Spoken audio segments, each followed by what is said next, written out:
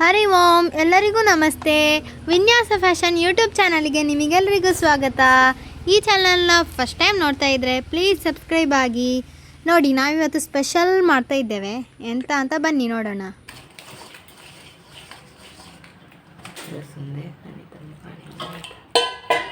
ನೋಡಿ ಇವತ್ತು ಎಂತ ಸ್ಪೆಷಲ್ ಅಂತ. ಎಂತ ಸ್ಪೆಷಲ್ ಅಂದರೆ ನನ್ನ ಬರ್ಡೇ. ನೋಡಿ, ನನ್ನ ಬರ್ಡೇಗೆ ನನಗೆ ಅಮ್ಮ ಪನ್ನೀರ್ ಕರಿ ಮತ್ತು ತಂದೂರಿ ರೊಟ್ಟಿ ಮಾಡಿ ಕೊಡ್ತೇನೆ ಹೇಳಿದ್ರು. ನೋಡಿ, ಪನ್ನೀರ್ ಮಾಡ್ತಾ ಇದ್ದಾರೆ. ಪನ್ನೀರ್ ಕಟ್ ಮಾಡಿ ಕೊಟ್ಟೆ, ಅದನ್ನು ನೋಡಿ ಎಣ್ಣೆಗೆ ಹಾಕಿದ್ದಾರೆ, ಕಾಯಿಸ್ತಾ ಇದ್ದಾರೆ. ನೋಡಿ, ಎಣ್ಣೆಗೆ ಹಾಕಿ ಪನ್ನೀರ್ ಕೊಟ್ಲ.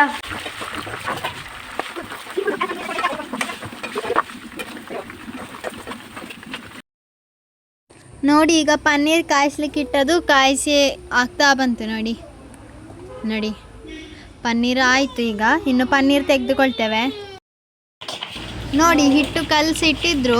5 ನಿಮಿಷ ಕಳೆದ ಮೇಲೆ ನೋಡಿ, ಈಗ ಅಮ್ಮ ಹಿಟ್ಟನ್ನು ಒಮ್ಮೆ ಇದನ್ನೀಗ ಚಂದ ಬ್ಲೆಂಡ್ ಮಾಡಿಕೊಳ್ತಿದ್ದಾರೆ. 5 ನಿಮಿಷಗಳ ಕಾಲ ಬಿಟ್ಟ ಮೇಲೆ ಹೀಗೆ ಒಮ್ಮೆ ಬ್ಲೆಂಡ್ ಮಾಡಿಕೊಂಡ್ರೆ ತಂದೂರಿ ರೊಟ್ಟಿಗೆ ಉಂಡೆ ಮಾಡಿಕೊಳ್ಳಿಕ್ಕೆ ಸರಿ ಆಗ್ತದೆ. ನೋಡಿ, ನಾನು ಪನ್ನೀರ್ ಕರಿ ಮಾಡಲಿಕ್ಕೆ ಈರುಳ್ಳಿಯನ್ನು ಚಂದ ತೊಳ್ಕೊಂಡಿದ್ದೇನೆ. 2-3 ಈರುಳ್ಳಿ ಹಾಕ್ಕೊಳ್ಬೋದು.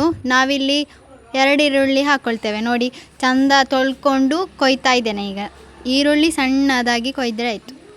ನೋಡಿ, ಇಲ್ಲಿ ತಮ್ಮ ಪುಂಡಿ ತಿಂತಾ ಇದ್ದೇನೆ. ಅಪ್ಪ ಚಂದ ಮಲಗಿಕೊಂಡಿದ್ದಾರೆ.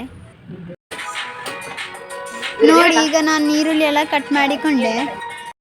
ನೋಡಿ, ನಾನಿಲ್ಲಿ ಪನ್ನೀರ್ ಕರಿ ಮಾಡಲಿಕ್ಕೆ 3 ಟೊಮೆಟೊ ತಗೊಂಡಿದ್ದೇನೆ. ಅದನ್ನು ಚಂದ ತೊಳೆದು ಅದನ್ನೀಗ ಕಟ್ ಮಾಡಿಕೊಂಡು ಮಿಕ್ಸಿಗೆ ಹಾಕಿ ರುಬ್ಬಿಕೊಂಡು ಬಂದರೆ ಆಯಿತು. ನೋಡಿ, ಟೊಮೆಟೊ ಈಗ ರುಬ್ಬಿಕೊಂಡು ತಕೊಂಡು ಬಂದೆ. ನೋಡಿ, ಇಲ್ಲಿ ರೆಡಿ ಮಾಡಿ ಎಲ್ಲ ಇಟ್ಟಿದ್ದಾಳೆ. ಎಲ್ಲ ಹೇಳಿಕೊಟ್ಟಿದ್ದೇನೆ, ಅದನ್ನೆಲ್ಲ ರೆಡಿ ಮಾಡಿ ಇಟ್ಟಿದ್ದಾಳೆ. ಈರುಳ್ಳಿ, ಕ್ಯಾಪ್ಸಿಕಮ್, ಆಮೇಲೆ ಕೊತ್ತಂಬರಿ ಸೊಪ್ಪು, ಆಮೇಲೆ ಸ್ವಲ್ಪ ಫ್ರೈ ಮಾಡಿ ಇಟ್ಟಿದ್ದಾಳೆ. ಅವಳೇ ಫ್ರೈ ಮಾಡಿದ್ರು, ಅದನ್ನು ಫ್ರೈ ಮಾಡಿರುವಂಥದ್ದು. ಎಂಥದ್ದು ಪನ್ನೀರ್, ಆಮೇಲೆ ಇದು ಟೊಮೆಟೊ ಗ್ರೇವಿ ಮಾಡಿದ್ದಾಳೆ. ಅಂದರೆ ನಾವೀಗ ಸಿಂಪಲಾಗಿ ಮಾಡ್ತಾ ಇರುವಂಥದ್ದು, ಅದಕ್ಕೋಸ್ಕರ. ಅಂದರೆ ಇಲ್ಲಾಂದರೆ ಇದಕ್ಕೆ ಬಾದಾಮಿ ಎಲ್ಲ ಅಥವಾ ಇದು ಎಂತ ಹೇಳೋದು ಗೇರು ಬೀಜ ಎಲ್ಲ ಹಾಕಿ ರುಬ್ಬುತ್ತೇವೆ ಒಮ್ಮೊಮ್ಮೆ. ಇವತ್ತು ಸಿಂಪಲಾಗಿ ಮಾಡ್ತಾ ಇದ್ದೇವೆ. ಆಮೇಲೆ ಇಲ್ಲಿ ನಾವು ಮೆಣಸಿನ ಹುಡಿ, ಉಪ್ಪು, ಆಮೇಲೆ ಇದು ಎಂತ ಹೇಳೋದಪ್ಪ ಗರಂ ಮಸಾಲೆಗಳನ್ನೆಲ್ಲ ಇಲ್ಲಿ ರೆಡಿ ಮಾಡಿಟ್ಟಿದ್ದೇವೆ. ಆಮೇಲೆ ಇದು ನಾವೇ ತಯಾರು ಮಾಡಿ ಇಟ್ಟಿರುವಂಥದ್ದು. ಅಂದರೆ ಫುಲ್ ಇರ್ತದೆ, ಸ್ವಲ್ಪ ಕಡಿಮೆ ಇದೆ. ಅಂದರೆ ನಾವು ಸ್ಟಾಲ್ ಹಾಕುವ ಕಾರಣ ಇದು ಬೆಳ್ಳುಳ್ಳಿ, ಜಿಂಜರ್ ಬೆಳ್ಳುಳ್ಳಿ, ಇದು ಎಂತ ಹೇಳೋದಪ್ಪ ಕನ್ನಡದಲ್ಲಿ ಅರ್ಧ, ಮತ್ತು ಇದು ಬೆಳ್ಳುಳ್ಳಿ ಶುಂಠಿ, ಅಯ್ಯೋ ಹೌದು ಮಾರಾಯ, ಬೆಳ್ಳುಳ್ಳಿ ಮತ್ತು ಶುಂಠಿ ಪೇಸ್ಟ್ ಮಾಡಿ ಇಟ್ಟಿದ್ದೇವೆ. ಇಷ್ಟೆಲ್ಲ ರೆಡಿ ಮಾಡಿ ಇಟ್ಕೊಂಡಿದ್ದೇವೆ. ಈಗ ಅವಳ ಕೈಯಲ್ಲೇ, ಅವಳ ಬರ್ತ್ಡೇಗೆ ಅವಳ ಕೈಯಲ್ಲೇ ನಾನು ಇದು ಕರಿ ಮಾಡಿಸ್ತೇನೆ. ನೋಡಿ, ಹೇಳಿದಾಗೆ ಮೊಸರು ಕೂಡ ತೆಗೆದಿಟ್ಟಿದ್ದೇನೆ. ನೋಡಿ, ಇಲ್ಲಿ ಮೊಸರು ಕೂಡ ಇದೆ. ಈಗ ಪನ್ನೀರ್ ಕರಿ ಹೇಗೆ ಮಾಡೋದು ಅಂತ ನೋಡಿ. ನನ್ನ ಮಗಳು ಸಿಂಪಲಾಗಿ ಒಂದು ಪನ್ನೀರ್ ಕರಿ ಮಾಡ್ತಾಳೆ. ನೋಡಿ, ಆಗ ಪನ್ನೀರ್ ಹುರ್ಕೊಂಡೆ ಎಣ್ಣೆ ಇಟ್ಕೊಂಡಿದ್ದೇನೆ ಪನ್ನೀರ್ ಕರಿ ಮಾಡಲಿಕ್ಕೆ. ನೋಡಿ, ನೀರುಳ್ಳಿ ಹಾಕ್ಕೊಂಡೆ. ಈಗ ನೀರುಳ್ಳಿ ಫ್ರೈ ಮಾಡ್ಕೊಂಡ್ಲಿಕ್ಕೆ ಹಾಕ್ಕೊಂಡೆ. ಎಣ್ಣೆ ಬಿಸಿ ಆಗಿರಲಿಲ್ಲ, ಹಾಗೆ ಹಾಕ್ಕೊಂಡಿದ್ದೇನೆ. ನೋಡಿ, ಈಗ ಸ್ವಲ್ಪ ಫ್ರೈ ಆಗ್ತಾ ಉಂಟಷ್ಟೇ. ನೋಡಿ, ಈಗ ಈರುಳ್ಳಿ ಫ್ರೈ ಆಗಿದೆ. ಇನ್ನು ಇದನ್ನ ಟೊಮೆಟೊ ಗ್ರೇವಿನ ಹಾಕೋ, ತಗೋ ಹಾಕು, ಚೆನ್ನಾಗೆಲ್ಲ ಹಾಕು. ನಾನು ರೊಟ್ಟಿಗೆ ರೆಡಿ ಮಾಡಲ ಅಂತ ಆಗ್ಬೋದು. ಖಾರ ಬೇಕಾ ನಿಂಗೆ? ಖಾರ ಬೇಕು. ನೋಡಿ, ಇದಕ್ಕೇನೆ ನಾನು ಸ್ವಲ್ಪ ಕಾಶ್ಮೀರ್ ಚಿಲ್ಲಿ ಪೌಡರ್ ಹಾಕ್ತಾ ಇದ್ದೇನೆ. ಕಾಶ್ಮೀರಿ ಚಿಲ್ಲಿ ಪೌಡ್ರ್ ಅಂದರೆ ನಾವು ಅರುಣ A1 ಅಂತ ಸಿಗುತ್ತೆ, ಅದನ್ನೇ ತಗೊಳ್ಳೋದು. ತುಂಬ ಖಾರ ಇರೋದಿಲ್ಲ, ಅದಕ್ಕೋಸ್ಕರ. ಬಟ್ ಇಷ್ಟೆಲ್ಲ ಖಾರ ಹಾಕಿ ಮಾಡೋದಿಲ್ಲ, ಪದೇ ಪದೇ ನಾನು ಹೇಳೋದಿಲ್ಲ. ಅದಕ್ಕೆ ನನಗೆ ಇಷ್ಟ ಹಾಗೆ, ಅವಳಿಗೆ ಇಷ್ಟ ಅಂತ ಸಣ್ಣಕ್ಕಿಟ್ಟು ಸ್ವಲ್ಪ, ಅದಕ್ಕೋಸ್ಕರ ಹಾಕ್ಕೊಡ್ತಾ ಇದ್ದೇವೆ. ಸ್ವಲ್ಪ ನೀರು ಹಾಕೋ. ಹಾಂ, ಕೊಡ್ತೇನೆ. ಇಲ್ಲ, ಉಪ್ಪು ಹಾಕಿಕೊಡ್ತೇನೆ. ಇಲ್ಲಿ ಉಪ್ಪು ಹಾಕ್ಕೊಂಡಿದ್ದೀನಿ. ಎಲ್ಲ ಇವಾಗಲೇ ಎಲ್ಲ ಹಾಕ್ಕೊಳ್ಳೋದು. ಅವಳ ಹತ್ರ ಹೇಳಿದರೆ ಎಷ್ಟೆಷ್ಟೋ ಹಾಕ್ಬಿಡ್ತಾಳೆ, ಅದಕ್ಕೆ ನಾನೇ ಸ್ವಲ್ಪ ಸ್ವಲ್ಪ ಹಾಕಿರುವಂಥದ್ದು. ಸಾಕು, ಎಲ್ಲ ಪೌಡ್ರನ್ನ ಹಾಕ್ಕೊಂಡಿದ್ದಾನೆ. ಗರಂ ಮಸಾಲೆ ಲಾಸ್ಟ್ ಹಾಕ್ಕೊಳ್ಳೋಣ, ಓಕೆನಾ? ಎಸ್. ಇದಕ್ಕೆ ಜಿಂಜರ್ ಪೇಸ್ಟ್ ಆಮೇಲೆ ಅದನ್ನು ಹಾಕ್ಕೊಂಡ್ಬಿಟ್ಟು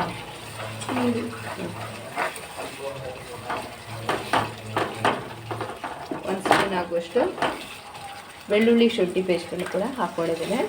ನೋಡಿ, ಸುಲಭದಲ್ಲೂ ಒಂದು ಕರಿ ಟೇಸ್ಟಿಯಾಗಿರುವಂತಹ ಒಂದು ಕೈ, ಅದರ ಹಸಿ ವಾಸನೆ ಹೋಗಿ ಆಮೇಲೆ ನೀರು ಹಾಕೋದು, ಓಕೆನಾ? ಇವಾಗ ಗ್ರೇವಿ ಕುದೀತಾ ಇದೆ. ಗ್ರೇವಿ ಕುದಿಯುವಾಗ ಸ್ವಲ್ಪ ಮೊಸರು ಹಾಕ್ಕೊಳ್ತಾ ಇದ್ದೇನೆ, ಒಂದು 2 ಸ್ಪೂನ್. ನೋಡಿ, 2 ಸ್ಪೂನು ಮೊಸರು ಹಾಕಿದ್ದೇನೆ. ನಾನೇ ಹಾಕಿರುವಂಥದ್ದು, ಬಟ್ ಅವಳ ಕೈಯಲ್ಲಿ ಮಾಡಿಸ್ತಾ ಇದ್ದೇನೆ ಅಂತ ಅಷ್ಟೇ, ಗೊತ್ತಾಗಲಿ ಏನೆಲ್ಲ ಹಾಕಬೇಕು ಅಂತೇಳಿ, ಅದಕ್ಕೋಸ್ಕರ. ನೋಡಿ, ಈ ಥರ ಇರೋದಕ್ಕಿಂತ ಚೆನ್ನಾಗಿ ಪೇಸ್ಟ್ ಮಾಡಿ ಹಾಕಿದ್ರೆ ಇನ್ನೂ ಚೆನ್ನಾಗಿರ್ತದೆ. ಮೊಸರು ಹಾಕಿದ ತಕ್ಷಣ ನೋಡಿ ಎಣ್ಣೆ ಎಲ್ಲ ಒಂಥರ ಕೆಂಪಗೆ ಮೇಲೆ ಬಿಟ್ಕೊಂಡು ಬರ್ತದೆ, ಥರ ನೋಡ್ಲಿಕ್ಕೆ ಚೆನ್ನಾಗಿರ್ತದೆ. ಅದಕ್ಕೋಸ್ಕರ ಮೊಸರು ಹಾಕ್ಕೊಳ್ಳೋದು. ಮತ್ತು ಸ್ವಲ್ಪ ಹುಳಿ ಅಂಶ ಬರಬೇಕಲ್ಲ, ಅದಕ್ಕೋಸ್ಕರ ನೋಡಿ. ಇವಾಗ ಪನ್ನೀರ್ನ ಹಾಕ್ಕೊಂಡ್ರೆ, ಪನ್ನೀರ್ನ ಹಾಕೋ, ಪನ್ನೀರ್ ಹಾಕೋ, ತೋರಿಸ್ಕೋ ಪನ್ನೀರ್. ಒಂದೇ ಪ್ಯಾಕ್ ಇರೋದು, ಇದನ್ನ ಅರ್ಧ ಹಾಕಿಬಿಟ್ಲಿ, ಈಗ ತೋರಿಸ್ತಾ ಇದ್ದಾರೆ. ಪನ್ನೀರ್ನ ಹಾಕಿದ್ದಾಳೆ. ಇವಾಗ ಚೆನ್ನಾಗಿ ಒಮ್ಮೆ ಕುದೀಲಿ, ಮುಚ್ಚಿಟ್ಬಿಡಿ. ಮುಚ್ಚಿಟ್ಟು ಒಂದು 2 ನಿಮಿಷ, 2 ನಿಮಿಷನೂ ಬೇಡ, 1 ನಿಮಿಷ.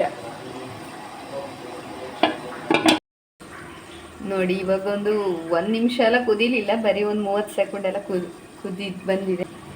ನೋಡಿ, ಇವಾಗ ಇದು ಕುದಿ ಬಂದಿದೆ, ರೆಡಿ ಆಗ್ತಾ ಬಂದಿದೆ. ಒಮ್ಮೆ ಎಲ್ಲ ಪೂಜೆ ಕೂಡ ಆಗ್ತಾ ಇದೆ. ನಮ್ಮದು ವಾಯ್ಸ್ ಕೇಳ್ತದ ಗೊತ್ತಿಲ್ಲ.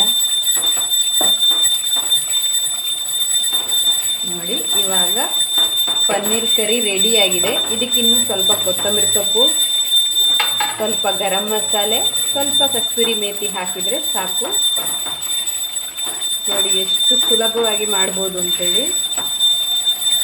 ನೋಡಿ, ನಾನೀಗ ಇದಕ್ಕೆ ಸ್ವಲ್ಪ ಕಸ್ತೂರಿ ಮೇಥಿ ಹಾಕ್ಕೊಂಡೆ. ಕಸ್ತೂರಿ ಮೇಥಿ ಹಾಕಿದ್ಮೇಲೆ ಈಗ ಕೊತ್ತಂಬರಿ ಸೊಪ್ಪು ಹಾಕ್ಕೊಳ್ತೇನೆ. ಕೊತ್ತಂಬರಿ ಸೊಪ್ಪು ಸ್ಪ್ರಿಂಕಲ್ ಮಾಡಿ ಗ್ಯಾಸ್ ಆಫ್ ಮಾಡಿ ತಟ್ಟೆಯನ್ನು ಮುಚ್ಚಿಟ್ಕೊಳ್ತೇನೆ. ನೋಡಿ, ಈಗ ರೊಟ್ಟಿ ಮಾಡಬೇಕು. ಅದನ್ನು ನಾನೇ ಮಾಡಬೇಕು. ಅವಳ ಕೈಯಲ್ಲಿ ಕೊಟ್ಟರೆ ಅದು ರೊಟ್ಟಿ ಆಗೋದಿಲ್ಲ, ಗಟ್ಟಿ ಆಗ್ಬೋದು. ಅದಕ್ಕೋಸ್ಕರ ನೋಡಿ, ಆವಾಗ ನಾನು ಇದು ಹಿಟ್ಟನ್ನು ಎಷ್ಟು ಗಟ್ಟಿ ಇತ್ತು ಇದು ಕಲಸಿಡ್ಬೇಕಿದ್ರೆ, ಈಗ ನೋಡಿ ಎಷ್ಟು ಸ್ಮೂತ್ ಆಗಿದೆ ಅಂತೇಳಿ. ನೋಡಿ, ಇಷ್ಟು ಸ್ಮೂತ್ ಆಗಬಾರ್ದು ರೊಟ್ಟಿಗೆ, ಪರವಾಗಿಲ್ಲ, ಅಂತೂ ಗಟ್ಟಿ ಇದ್ದಷ್ಟು ಒಳ್ಳೆಯದು. ತಂದೂರಿ ರೊಟ್ಟಿ ತುಂಬ ಚೆನ್ನಾಗಿ ಬರ್ತದೆ, ಬೇಗ ಬೇಯ್ತದೆ. ನೋಡಿ, ಇಷ್ಟು ದೊಡ್ಡ ಉಂಡೆ ಮಾಡ್ಕೊಳ್ತೇನೆ, ಇಷ್ಟು ದೊಡ್ಡ ಉಂಡೆ ಮಾಡ್ಕೊಳ್ತೇನೆ. ಎಲ್ಲ ಇಷ್ಟು ದೊಡ್ಡ ಉಂಡೆ ಮಾಡ್ಕೊಳ್ತೇನೆ. ಎಷ್ಟು ಬರ್ತದೆ ಬರಲಿ, ಎಷ್ಟಾಗ್ತದೆ ಆಗಲಿ. ಬೆಣ್ಣೆ ಇಲ್ಲ, ಬೆಣ್ಣೆ ಇದ್ದರೆ ಆ ಕರಿ ಮೇಲೆ ಸ್ವಲ್ಪ ಬೆಣ್ಣೆ ಹಾಕ್ಬೋದಿತ್ತು, ಶೈನಿಂಗ್ ಬರ್ತದೆ, ಆಮೇಲೆ ತುಂಬ ಚೆನ್ನಾಗಿರ್ತದೆ. ಹಾಗೆ ಯಾವುದಕ್ಕೂ ಅದೇ ನಾವು ಸ್ಟಾಲ್ ಹಾಕೋ ಕಾರಣ ಇವಾಗ ನೈಟಲ್ಲಿ ಇರೋದಿಲ್ಲ, ಬರುವಾಗ ಬೆಳಿಗ್ಗೆ ಆಗ್ತದೆ. ಆದ ಕಾರಣ ಸ್ವಲ್ಪ ವಾಯ್ಸ್ ಎಲ್ಲ ಚೇಂಜ್ ಆಗಿದೆ.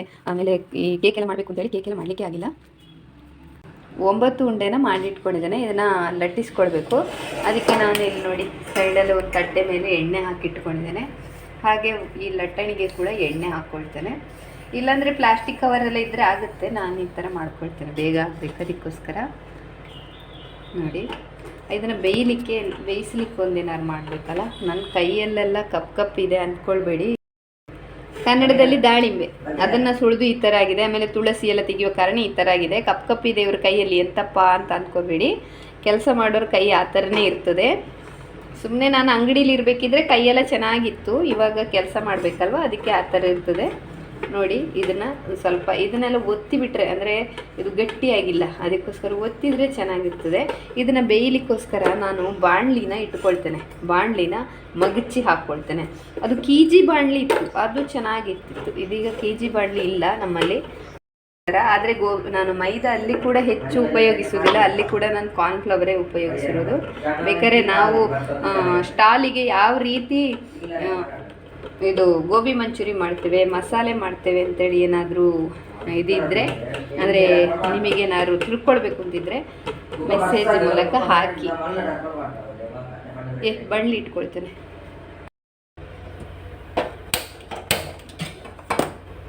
ನೋಡಿ, ಬಾಣಲಿನ ಉಲ್ಟಾ ಇಟ್ಕೊಳ್ಬೇಕು. ಅದಕ್ಕೆ ಇವಳ ಹತ್ರ ತೊಳೆದು ತಂದಿದ್ದು, ಅಂದರೆ ಇದು ಕಪ್ಪೆಲ್ಲ ತೊಳೆದು ತೆಗಿಲಿಲ್ಲ. ಈ ಥರ ಇಟ್ಕೊಂಡಿದ್ದೇನೆ. ಈಗ ತಂದೂರಿ ರೊಟ್ಟಿ ಮಾಡಬೇಕು ಇದ್ರ ಮೇಲೆ.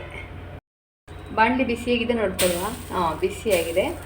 ಇದ್ರ ಮೇಲೆ ಮಾಡ್ಕೊಂಡಿರುವಂತಹ ರೊಟ್ಟಿ ಹಾಕ್ಕೊಳ್ತೇನೆ. ನೋಡಿ ಯಾವ ರೀತಿ ಆಗ್ತದೆ ಗೊತ್ತಿಲ್ಲ. ಇದು ಫಸ್ಟ್ ರೊಟ್ಟಿ, ಅದಕ್ಕೋಸ್ಕರ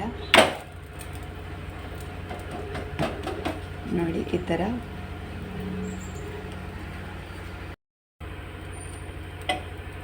ನೋಡಿ ಬೇಯ್ತಾ ಇದೆ ತಂದೂರಿ ರೊಟ್ಟಿ. ಇದನ್ನ ಗ್ಯಾಸ್ ಸ್ಟವಿಗೆ ಹಾಕಿದ್ರೆ ಉಬ್ಬಿಕೊಳ್ತದೆ. ನಾನೀಗ ಗ್ಯಾಸ್ ಸ್ಟವಿಗೆ ಹಾಕ್ಕೊಳ್ತಾ ಇಲ್ಲ.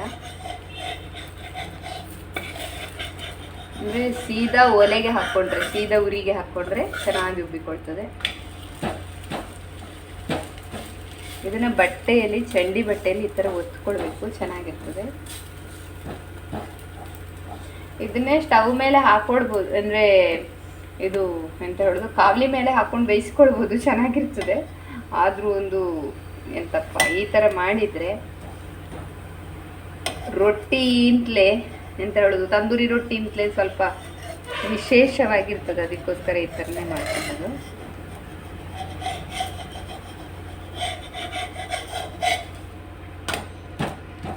ಇದನ್ನ ಇನ್ನು ನಾವು ಒಲೆ ಮೇಲೆ ಹಾಕ್ಕೊಳ್ಬೇಕು. ಇದನ್ನೇ ಇವಾಗ ಸ್ವಲ್ಪ ಒಲೆಗೆ ಹಾಕ್ಕೊಳ್ತೇನೆ. ನೋಡಿ ಹೇಗೆ ಬರ್ತದೆ ಅಂತೇಳಿ. ಈಚೆ ಸ್ಟವ್ನ ತುರಿಸ್ಕೊಂಡಿದ್ದೇನೆ. ಉಳ್ಕ ಟೈಪ್ ಬರ್ತದೆ, ಇವಾಗ ಮಾತ್ರ ಬರ್ತಾ ಇಲ್ಲ. ದಪ್ಪ ಆಗ್ಬಿಟ್ಟಿದೆ. ಇದು ದಪ್ಪ ಅಂದರೆ ಇದು ನೀರಾಯಿತು, ಹೇಳಿದ್ನಲ್ಲ ಹಿಟ್ಟು ನೀರಾಗಿದೆ ಅಂತ. ಬರ್ತಾ ಇದೆ, ಸ್ವಲ್ಪ ಸ್ವಲ್ಪ ಬರ್ತಾ ಇದೆ. ಅದು ಮಲ್ಲೆಡಿ ಇರಲಿ ಬಿಡು.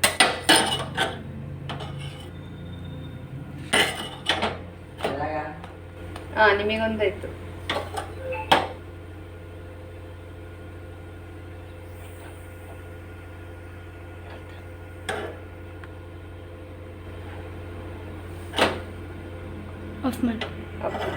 ನೋಡಿ, ಒಂದು ರೊಟ್ಟಿನೂ ರೆಡಿ ಆಗಿದೆ. ಇದು ಬೇಗ ಅರ್ಜೆಂಟು, ಇವಳ ಅಪ್ಪನಿಗೆ ಕೊಟ್ಟು ಬಿಡುವಂಥ ಒಂದು ರೊಟ್ಟಿ ಮತ್ತು ಕರಿ. ನೋಡಿ ಕರಿ ಯಾವ ರೀತಿ ಆಗಿದೆ ಅಂತೇಳಿ. ನೋಡಿ ಎಷ್ಟು ಚೆನ್ನಾಗಿ ಬಂದಿದೆ. ನೋಡಿ ಕಲರ್ ಫುಲ್ಲಾಗಿದೆ. ನಾವು ಇದಕ್ಕೆ ಎಕ್ಸ್ಟ್ರಾ ಇದು ಎಲ್ಲ ಹಾಕಲಿಲ್ಲ, ಅಂತ ಲೈಟಿಂಗ್ಸ್ ಎಲ್ಲ ಹಾಕಲಿಲ್ಲ. ಹಾಗೆ ಈ ಥರ ಇರೋದು. ಮತ್ತು ಈಚೆ ಸೈಡಿಂದ ಬಿಸಿಲು ಬೀಳೋ ಕಾರಣ ಆ ಥರ ಇರೋದು. ನೋಡಿ ಯಾವ ರೀತಿ ಆಗಿದೆ ಕರಿ.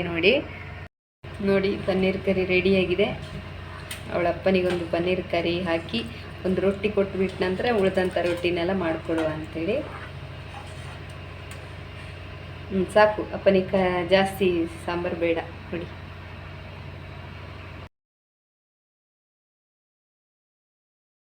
ನೋಡಿ ಈಗ ಉಳಿದ ರೊಟ್ಟಿ ಎಲ್ಲ ತವದಲ್ಲಿ ಹಾಕಿ ಬೇಯಿಸ್ಕೊಳ್ಳುವ.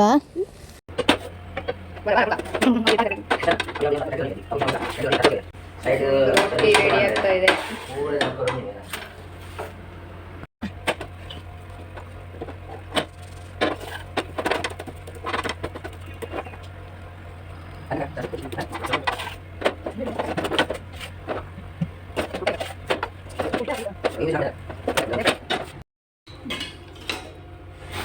ಲಾಸ್ಟ್ ಇದೊಂದಿದೆ.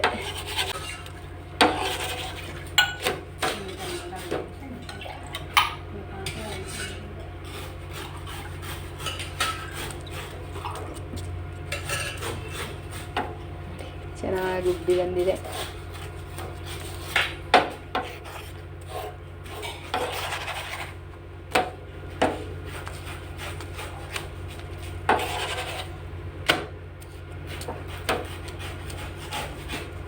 ರೆಡಿ.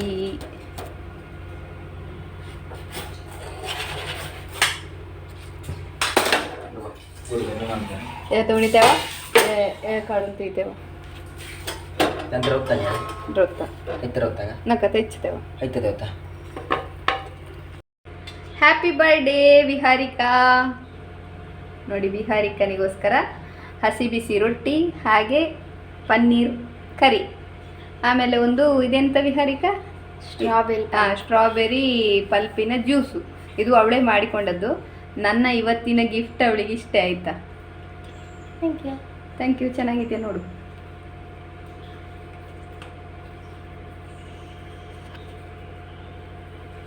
ಮುಸುಡಿ ನೋಡಿ ಅವಳದು, ಮುಖನೇ ತೊಳಿಲಿಲ್ಲ, ನಾನು ಮುಖ ತೊಳಿಲಿಲ್ಲ, ಅದಕ್ಕೋಸ್ಕರ.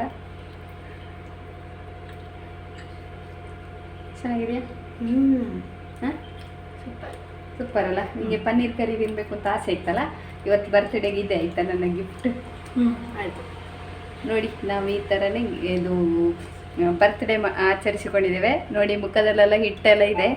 ಆಮೇಲೆ ಚೆನ್ನಾಗಿ ಬರ್ತ್ಡೇ ಆಚರಿಸಲಿಕ್ಕೆ ನಾವು ಮನೆಯಲ್ಲೇ ಇದ್ದರೆ ಆಗ್ತದೆ, ನಾವು ಮನೆಯಲ್ಲಿ ಇರುವುದಿಲ್ಲ, ಆದ ಕಾರಣ ಈ ಥರ ಮಾಡ್ಕೊಂಡಿದ್ದೇವೆ. ಅದು ಇಷ್ಟರಲ್ಲೇ ನಾವು ಖುಷಿ ಪಡ್ತೇವೆ. ಓಕೆ, ನಮ್ಮ ಈ ಎಂತ ಹೇಳೋದು ಬರ್ತ್ಡೇಯ ಒಂದು ವಿಡಿಯೋ ನೋಡಿ ಇಷ್ಟ ಆದವರು ಲೈಕ್ ಮಾಡಿ. ತಿನ್ನು ತಿನ್ನು, ನೀನು ತಿನ್ನು, ನಿಂತ್ಕೊಂಡು ತಿನ್ಲಿಕ್ಕಿಲ್ಲ, ಹೋಗಿ ಕೂತ್ಕೊಂಡು ತಿನ್ನು, ಅದಕ್ಕೋಸ್ಕರ.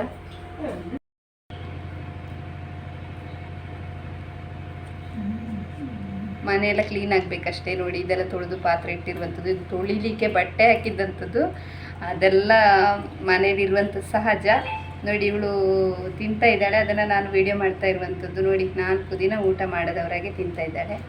ಅನ್ನ ಇಳಿಯುವುದಿಲ್ಲ, ರೊಟ್ಟಿ ಈ ಥರದ್ದೆಲ್ಲ ಬೇಕು.